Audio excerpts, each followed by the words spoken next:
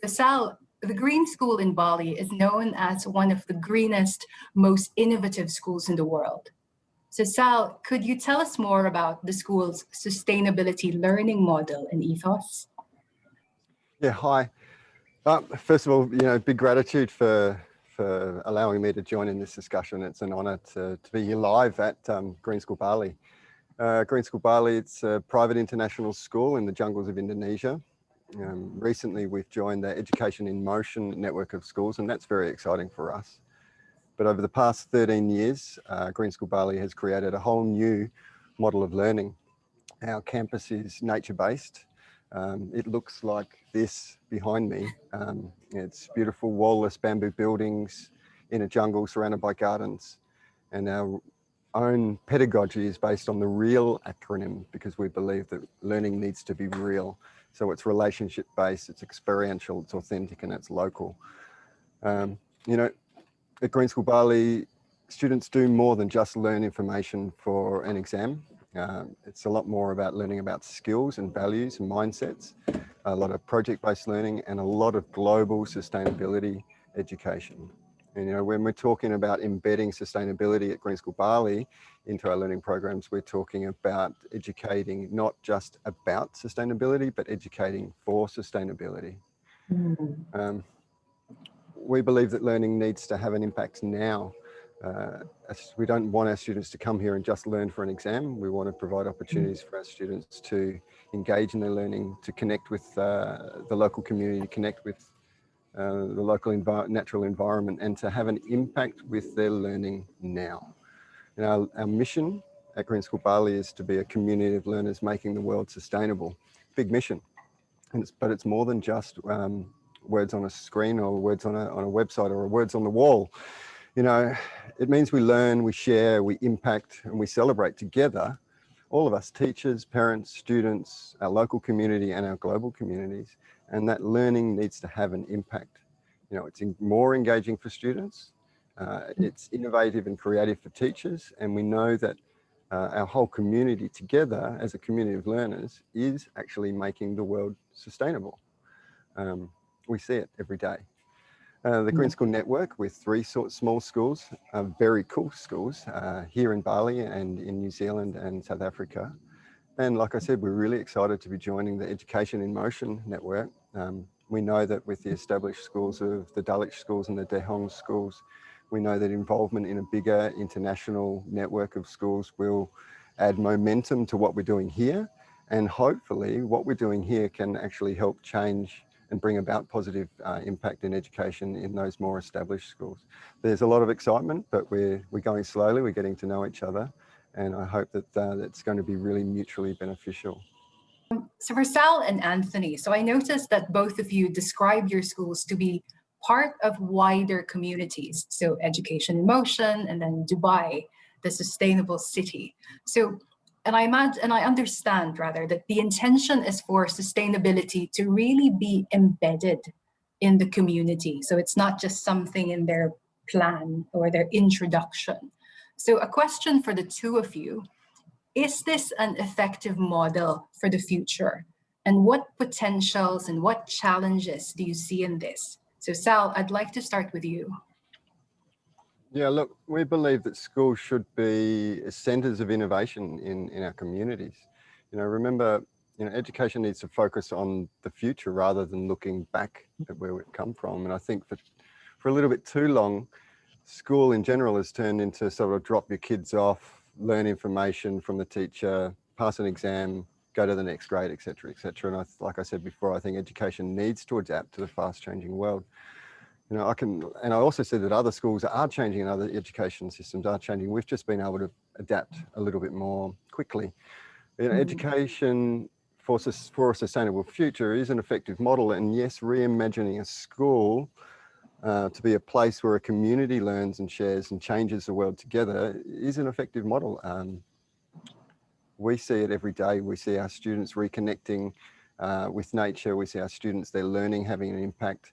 And we see that impact in our local community too. And now starting to see it in a global community. There's massive amounts of challenge. Like I said, it's taken us 13 years to build a pedagogy, to build a new curriculum and new concepts around assessment. And what about you, Anthony? So do you agree that this model is something that school groups, wider organizations, and even governments should be considering more? Yeah, I think it's important for schools to consider community first. What communities do they have surrounding them? What environment do they have around them? The school community and the school environment, it's not a homogenous thing.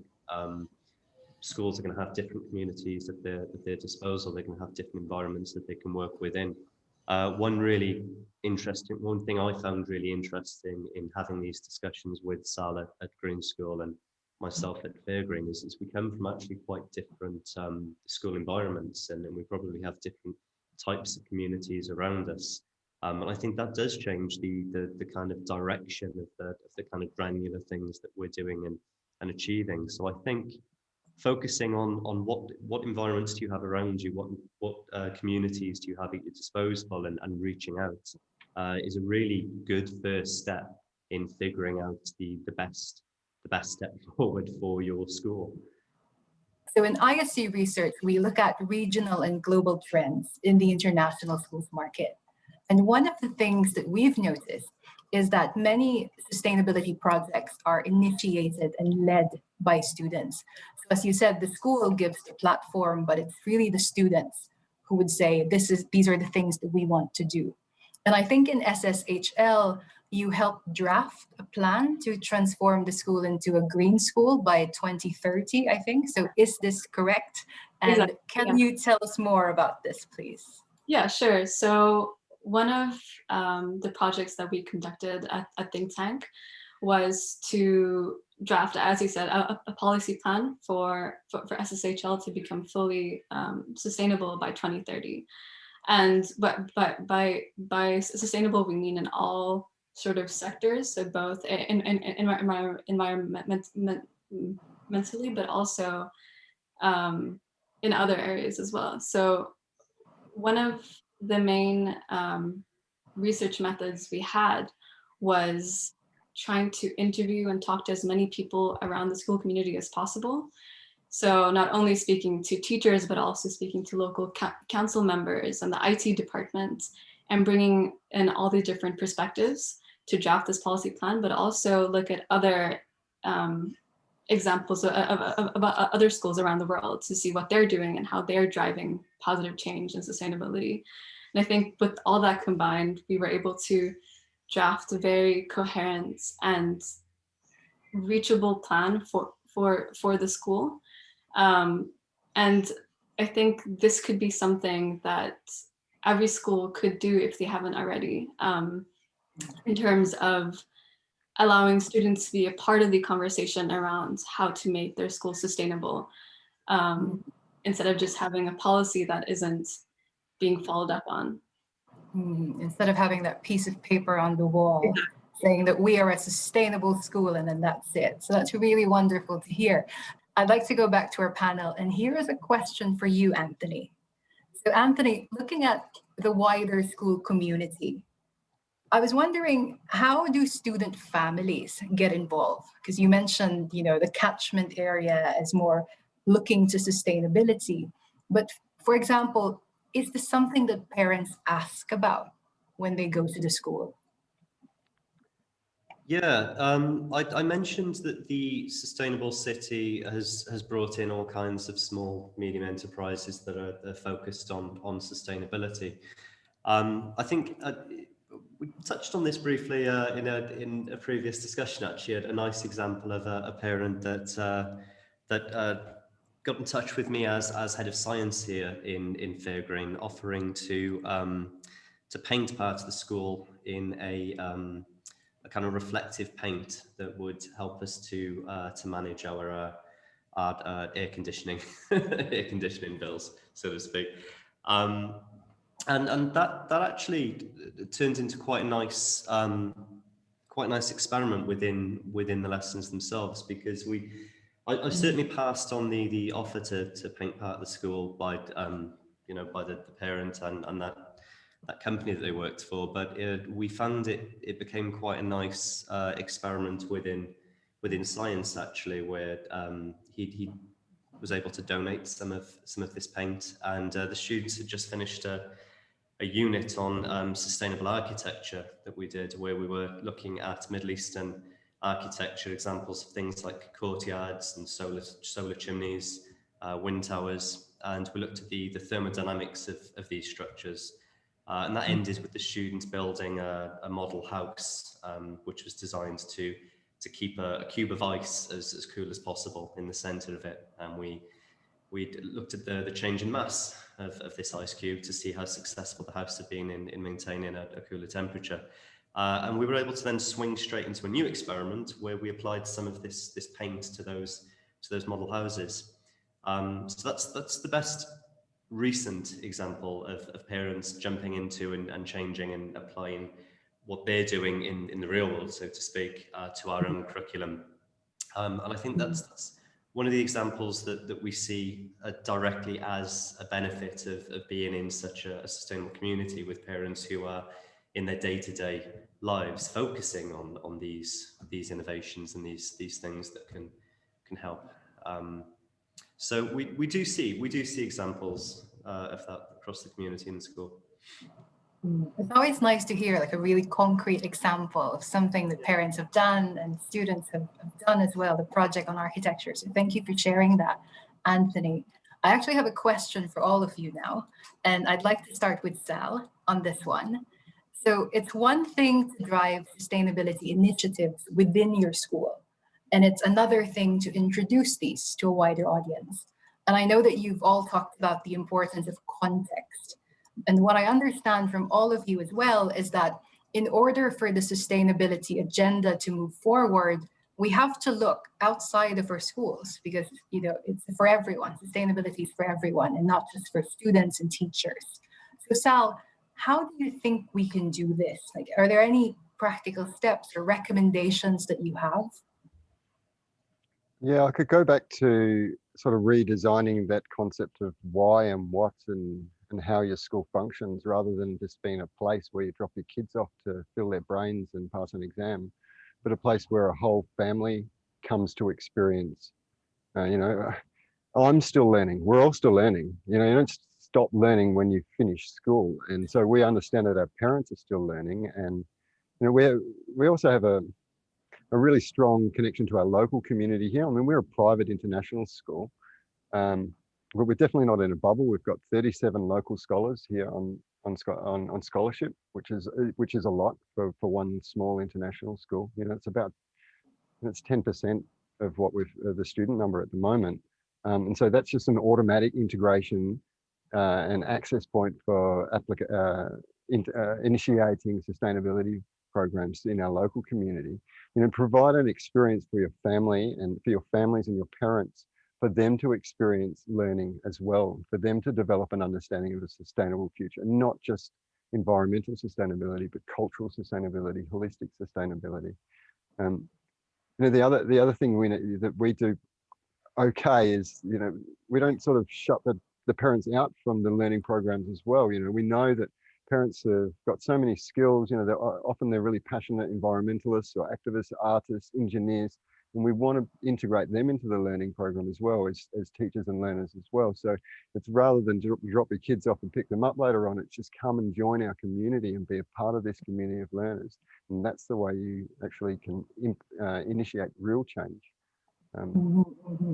I like that. So bringing everyone together in this community of learning. So a similar question for you, Anthony. So I know that you talked about the parents getting involved, but how do you think school communities can go beyond parents so that initiatives can take root in wider communities like the one you have in Dubai? I think we're in quite a fortunate place at the moment with regards to reaching out to communities that might not be entirely local. I think we've seen a real boom to the online availability of courses and communities. That's kind of one upside to the previous year. So I think trying to find communities that you can bring into the curriculum is a good place to start. I know that at Fairgreen we do a lot of work with SUMAS, which is the what's that stand for again? The Sustainability Management Business School. And we're bringing those into our IBCP program so that students can work directly with that school as part of the program. And there's a whole host of organisations like this that can be folded into the curriculum and that students can work with. And I think perhaps bringing students into that decision-making process as well, and having them search for and reach out to companies in the global community space might be a reasonable place to start. Yeah, I like that. Like really getting the students go and see how they can spread the initiatives as well. So I guess that brings us nicely to you, Aliza. What do you think can schools do more to help drive sustainability initiatives in your area? So for example, maybe school networks coming together or working with universities. What do you think? Yeah, I think as Anthony's mentioned before, that it's really important to not only involve the students, but also involve the parents of the students and larger community. But I think there still is a lot of responsibility on the school's end to connect further to other schools and maybe to to different sectors in the country and in the wider international community. I mean, in maybe another platform that can connect students to other students across other schools, because now as we're living in a very a digital world, this could be a very reachable goal in terms of creating some sort of platform for student interaction and to foster projects and collaborations across schools. So my question next is for Anthony. So Anthony, I'd like to get your advice actually for new teachers. So over the last 40 minutes or so, we've heard from all of you about the importance of education for sustainability, you know, this education revolution, moving into this forward-looking education, involving students, and, you know, and all of these things can get a little overwhelming. So Anthony, if you are speaking with a newly qualified teacher or a teacher in a school where sustainability is maybe not yet a priority, so what advice would you give them? Yeah, I think we've touched on this in previous parts of the conversation, that it's so important to start with an analysis or to evaluate the environment that you have available to you, the communities that you have available to you, and to just get talking, understand your landscape around you. What opportunities do you have? As Sal mentioned, there might be opportunities to bring something that's already happening or already needed in the local community into the school. There might be opportunities based on the passions and the interests of your students. If, as Lisa's been saying, speak to your students, there might already be ideas in the school community for something that might be a sensible space to start. And again, just going back to that idea that each school environment isn't a homogenous thing. It's so hard to give a silver bullet idea that's going to work no matter where you are. It really does start with many conversations. If our audience remembers only one thing from today's discussion, what do you hope it would be? So just very briefly, short and sweet, let's start with you, Sal. Is this it? Is this the last thing I get to say? Yes, Sal. Make it very impactful. Look, education should be about looking forward, not looking backwards. Education has defined and will keep defining our species. All through it, you look through all of the revolutions, through knowledge, the science, technology, industrial revolution. Education defines our species as humans, and it defines how we live on this planet. You know, we're talking about something really, really serious. You know, education defines the destination of this species that we love and its interaction and its place on this beautiful planet. I 100% believe that implementing and embedding sustainability, strong cultures, these are the ways to make education have an impact on the world right now. This is so serious. So please, you know, consider it. I think quite often when I see schools and people talking and trying to encourage sustainability, it's quite easy to turn that into a campaign of fear or a campaign of guilt, and to describe this kind of future of climate change hell. And I think that can be not too useful, actually. I think a much better way is to describe and to showcase a zero carbon heaven, so to speak. So a kind of, what is the utopian view? What are we really trying to build towards? And to try and turn your own community into a microcosm, we've mentioned of that. So try to be the example, try to be a kind of a small shining light within your community, to really showcase what this sustainable future can look like. Small shining lights, I like that. And what about you, Aliza? Finally, I'm sure that the audience has picked up a few nuggets of wisdom from Sal, Anthony, and yourself. But if they walk away remembering just one thing from today's panel, Aliza, what do you hope it would be? This is a bit tough, but I think my message here is that my expectation from schools is to think through, but also involve students in thinking through, because I think the very notion of sustainability is at some point things have to sustain, right? And I think there's immense potential and in catalyzing positive change and sustainable change with the youth and the student body. And I think schools should create these platforms and linkages and facilitate these conversations, and not take this issue lightly. As you mentioned, like, this has to happen now for us to be able to achieve that idyllic, sustainable future, or move towards it.